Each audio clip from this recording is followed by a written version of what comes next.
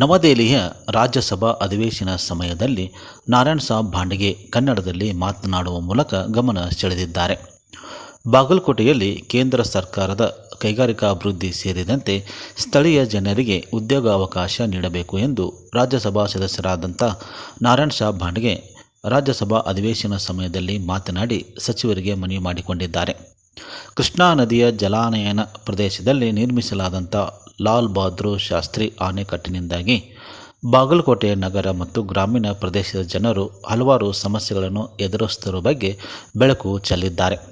ಏನೆಲ್ಲ ಮಾತಾಡಿದ್ದಾರೆ ಕೇಳೋಣ ಬನ್ನಿ. ಶ್ರೀ ನಾರಾಯಣ್ ಅಣಸಾ K Bhandage demand to establish heavy industries and provide employment opportunities in Bagalkot district Karnataka.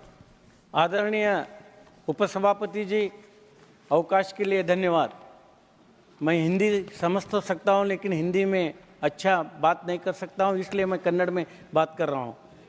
ಗೌರವಾನ್ವಿತ ಸಭಾಪತಿಗಳೇ, ಕೃಷ್ಣಾ ನದಿಯ ಜಲಾನಯ ಪ್ರದೇಶದಲ್ಲಿ ನಿರ್ಮಿತವಾದಂಥ ಲಾಲ್ ಬಹದ್ದೂರ್ ಶಾಸ್ತ್ರಿ ಅಣೆಕಟ್ಟು ಈ ಯೋಜನೆಯಲ್ಲಿ ಬಾಗಲಕೋಟ್ ನಗರ ಮತ್ತು ಗ್ರಾಮೀಣ ಭಾಗದ ಜನರು ಹಲವಾರು ಸಮಸ್ಯೆಗಳನ್ನು ಎದುರಿಸುತ್ತಿದ್ದಾರೆ.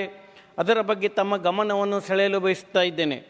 ಅಪರ್ ಕೃಷ್ಣಾ ಪ್ರಾಜೆಕ್ಟ್ ಯೋಜನೆಯಲ್ಲಿ ಸುಮಾರು 160 ಗ್ರಾಮಗಳು 4 ಲಕ್ಷ ಎಕರೆ ಫಲವತ್ತಾದ ಭೂಮಿಯನ್ನು ನಮ್ಮ ರೈತರು ಕಳೆದುಕೊಂಡು ಇವತ್ತು ನಿರಾಶ್ರಿತರಾಗಿದ್ದಾರೆ.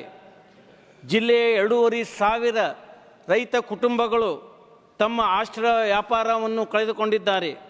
1 ಲಕ್ಷಕ್ಕಿಂತಲೂ ಹೆಚ್ಚು ಜನಸಂಖ್ಯೆ ಇರತಕ್ಕಂತಹ ಬಾಗಲಕೋಟ್ ನಗರ 22,000ಕ್ಕಿಂತಲೂ ಹೆಚ್ಚು ಕಟ್ಟಡಗಳು, ವಾಣಿಜ್ಯ ಕೇಂದ್ರಗಳು, ಅಂಗಡಿ ಮುಗ್ಗಟ್ಟುಗಳು ಇವೆಲ್ಲವನ್ನು ಕಳೆದುಕೊಂಡು ಬಾಗಲಕೋಟೆ ಜನರು ನಿರಾಶ್ರಿತರಾಗಿದ್ದಾರೆ, ಉದ್ಯೋಗವನ್ನು ಕಳೆದುಕೊಂಡಿದ್ದಾರೆ.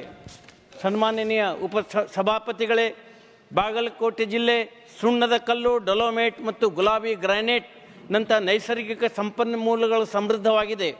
ಜಿಲ್ಲೆಗೆ ಉತ್ತಮ ಸಂಪರ್ಕ ಕಲ್ಪಿಸುವ ಬ್ರಾಡ್ಗೇಜ್ ಮತ್ತು ಡಬಲ್ ಟ್ರ್ಯಾಕ್ ಮಾರ್ಗ, ರಾಷ್ಟ್ರೀಯ ಹೆದ್ದಾರಿಗಳು ಸನ್ಮಾನ್ಯ ಪ್ರಧಾನಮಂತ್ರಿ ನರೇಂದ್ರ ಮೋದಿಯವರ ಆಡಳಿತದಲ್ಲಿ ನಮ್ಮ ಜಿಲ್ಲೆಗೆ ಸಿಕ್ಕಿದೆ.